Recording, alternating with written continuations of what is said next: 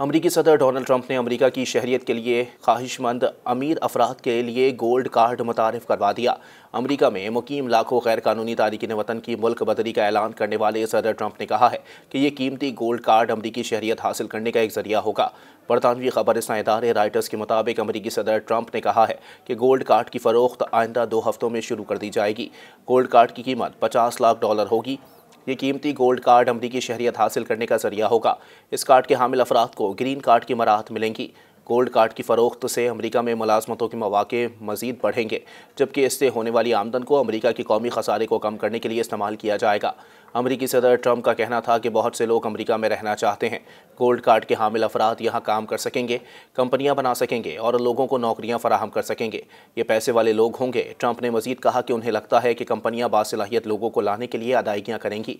जो कंपनियाँ चाहेंगी कि बासलाहियत और ज़हीन लोग उनके लिए काम करें, वो इन लोगों के लिए गोल्ड कार्ड ख़रीद सकेंगी। अमरीकी सदर ने कहा कि गोल्ड कार्ड से अमरीका को बड़े टैक्स दहिंदगान, बड़े रोज़गार पैदा करने वाले मिलेंगे। ट्रंप ने कहा कि शायद 10 लाख गोल्ड कार्ड या इससे ज़्यादा फ़रोख्त हो सकें। उन्होंने मिसाल दी कि 10 लाख गोल्ड कार्ड की मालियत $50 खरब होगी। अगर 1 करोड़ गोल्ड कार्ड फ़रोख्त करते हैं तो उनकी मालियत $500 खरब होगी और अमरीका पर कर्जा $350 खरब है।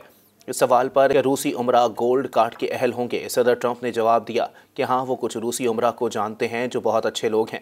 ये मुमकिन है कि रूसी अशराफिया गोल्ड कार्ड की अहल हो।